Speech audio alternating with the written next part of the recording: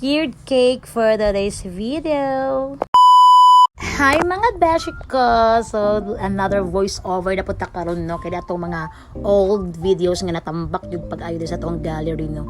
Kani ang atong design nga cake nga first is tulo yun siya ka-design. So, as in, tulo ka cake ni siya ang lalahi og order. So, kanila atong gipakita nga cake nga design karon kay mo ni siya ang kompleto nga video kay putol tong uban nga video kay kanang malubat ta ba ano na lang maputo na lang ang cake dili dili masumpay tanang video sunod-sunod. So kani atong gipakita karon is katong ka second order nga ani nga design.